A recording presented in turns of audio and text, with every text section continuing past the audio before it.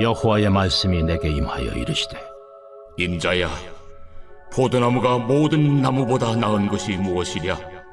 숲속의 여러 나무 가운데 있는 그 포도나무 가지가 나은 것이 무엇이랴? 그 나무를 가지고 무엇을 제조할 수 있겠느냐? 그것으로 무슨 그릇을 걸 못을 만들 수 있겠느냐? 불에 던질 땔감이 될 뿐이라. 불이 그 두 끝을 사르고 그 가운데도 태웠으면 제조에 무슨 소용이 있겠느냐?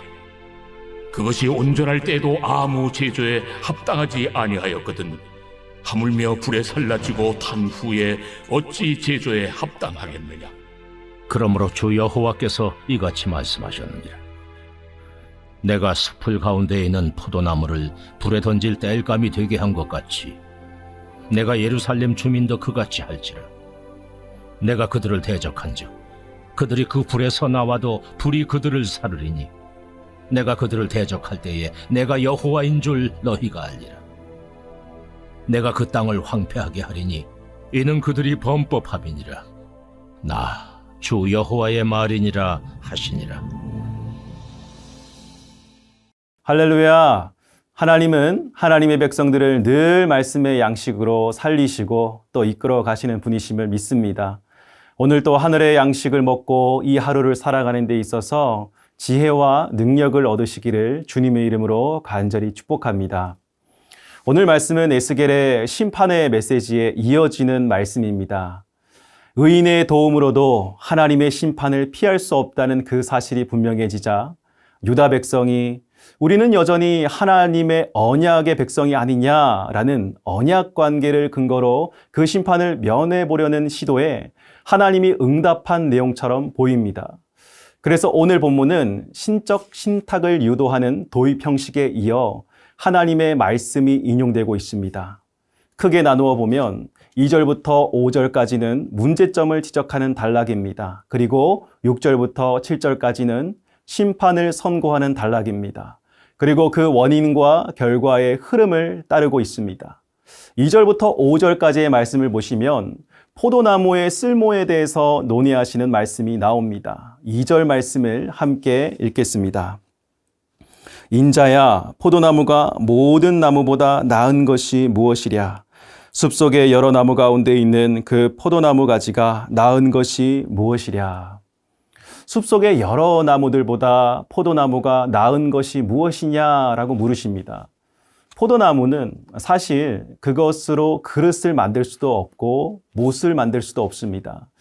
오히려 불에 던져질 땔감으로 쓰일 뿐이고 온전할 때도 쓸 데가 없고 또 불에 태워져도 쓸모가 없는 나무라고 말씀하십니다. 이는 이 포도나무의 특성을 잘 알고 있는 이스라엘 백성들이 참 마음에 와닿는 말씀이었을 것입니다. 포도나무는 오직 열매를 맺는 것만이 포도나무의 유일한 존재 가치라고 할 수 있습니다. 하나님은 이스라엘 백성을 택하시고 특별한 언약을 맺으면서 열매 맺는 삶을 기대하셨습니다. 열매 맺는 삶이란 하나님의 영광을 드러내고 세상에 하나님의 사랑과 공의를 나타내는 것이었습니다. 그러나 당시 이스라엘 백성은 하나님과 언약의 관계를 저버리고 우상 숭배와 불의를 행하며 자신들에게 주어진 사명을 망각했습니다. 겉으로는 하나님의 백성이라는 이름을 유지했지만 실제로의 삶은 하나님을 경외하고 이웃을 사랑하며 정의를 실천하는 모습을 잃어버린 지 오래였습니다. 그 결과 포도나무 가지처럼 하나님 앞에 쓸모없는 존재가 되고 말았습니다. 오늘 이 말씀은 신앙생활을 하며 살아가는 저와 여러분들이 늘 생각해야 하는 말씀입니다.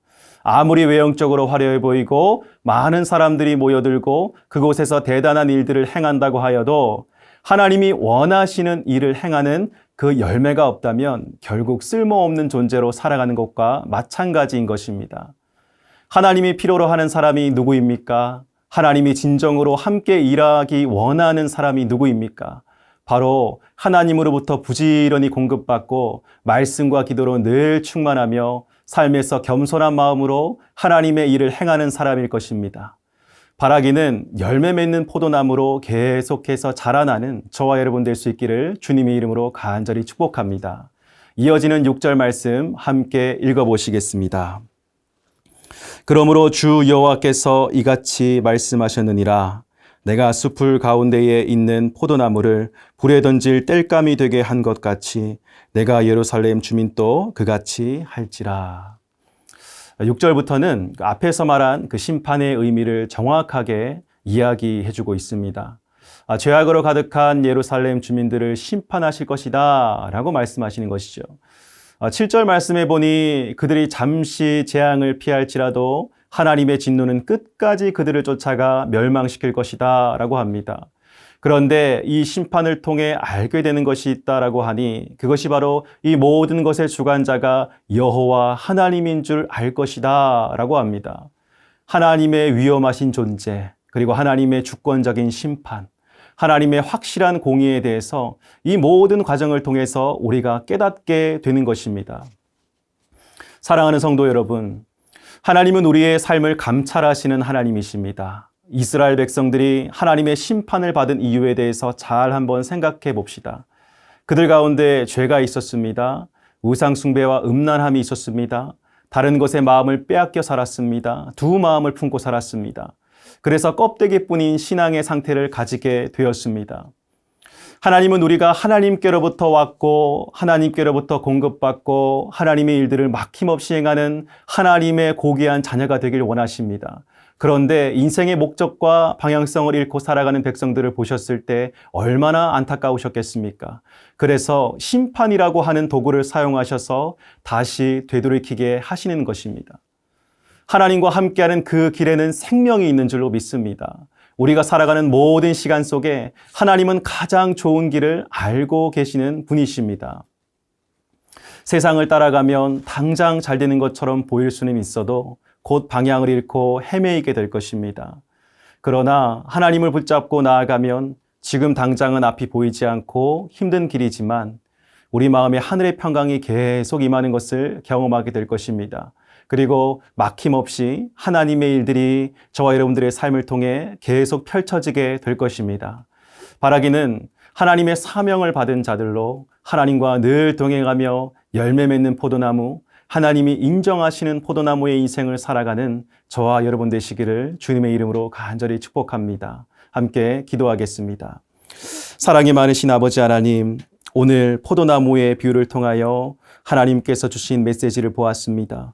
아버지 하나님, 열매 맺지 않으면 땔감으로 버려질 것이고 불에 태워질 것이고 아무로 거들떠 보지도 않을 그러한 땔감이 될 것을 우리가 바라보았습니다. 아버지 하나님, 오늘 우리의 삶 속에 하나님의 길을 걸어감으로 말미암아 하나님께서 주시는 아름다운 열매들이 있는지요, 하나님 그것을 바라보길 원합니다. 주의 성령으로 충만케 하사 우리의 눈을 뜨게 하여 주시옵소서. 우리의 마음 문을 열어 주시옵소서. 오직 하나님께서 원하시는 그 진리의 길, 생명의 길을 걸어가게 하여 주시옵소서. 우리 안에 모든 헛된 우상과 우리의 개인적인 사사로운 생각과 나의 만족과 유익을 위한 모든 생각들 내려놓고 오직 하늘나라 천국을 바라보며 아버지와 함께 이 하루도 동행하는 삶을 살게 하여 주시옵소서. 예수님의 이름으로 간절히 기도드립니다. 아멘.